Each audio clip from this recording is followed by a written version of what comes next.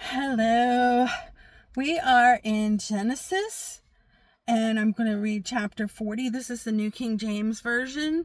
In chapter 39, Joseph was working for Potiphar. He was a slave for Potiphar, and Potiphar's wife thought he was, he was the man. He was a hunk of guy, and she had feelings for him, unholy feelings, and Joseph resisted. So, she told a lie about him doing terrible things to her, and he ended up in prison. So here we are in chapter 40. It came to pass after these things that the butler and the baker of the king of Egypt offended their lord, the king of Egypt. And Pharaoh was angry with the two officers and the chief butler and the chief baker. So he put him in custody in the house of the captain of the guard in the prison, the place where Joseph was confined. And the captain of the guard charged Joseph with them, and he served them so that they were in custody for a while. So if we remember back to chapter 39, Joseph had become kind of a model prisoner, so he was given authority in prison, kind of like a trustee type thing. So these new prisoners came in, and they were put under Joseph. Okay, and then the butler and the baker of the king of Egypt, who were confined in the prison, had a dream. Both of them, each man's dream in one night, and each man's dream with its own interpretation. And Joseph came in to them in the morning and looked at them and saw that they were sad. So he asked Pharaoh's officers who were with them in the custody of his lord's house, saying, "Why do you look so sad today?"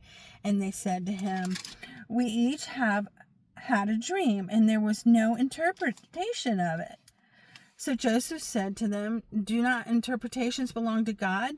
Tell them to me, please." And then the chief butler told his dream to Joseph and said to him, "Behold, in my dream was a vine was before me, and in the vine there were 3 branches, and it was as though it budded, its blossoms shot forth, and its clusters brought forth ripe grapes. Then Pharaoh's cup was in my hand, and I took the grapes and pressed them into Pharaoh's cup, and placed the cup in Pharaoh's hand." And Joseph said to them, "This is the interpretation of it.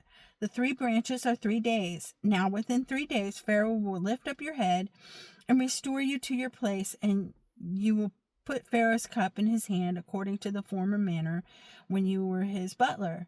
But remember me when it is well with you, and please show kindness to me, and make mention of me to Pharaoh, and get me out of this house. For I indeed was stolen away from the land of Hebrews, and also I have done nothing here that they should put me into the dungeon." So he's asking him, you're going to get out. Please give a good word to Pharaoh so that I can get out too. I don't deserve to be here. I was sold into slavery, and then I was lied on, and I got put in prison.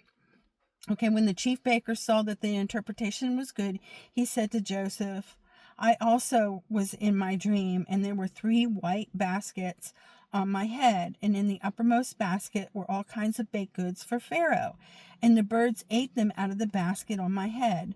So Joseph answered and said, "This is the interpretation of it. The 3 baskets are 3 days. Within 3 days, Pharaoh will lift off your head from you and hang you in a tree, and the birds will eat your flesh from you." That's not so great. Okay. Now it came to pass on the 3rd day, which was Pharaoh's birthday, that he made a feast for all his servants. And he lifted up the head of the chief butler and of the chief baker among his servants. And when he restored the chief butler to his butlership again, and he placed the cup in Pharaoh's hand. But he hanged the chief baker as Joseph had interpreted to them. Yet the chief butler did not remember Joseph, but forgot him. Bum, bum, bum. So you can see it's starting to get dark.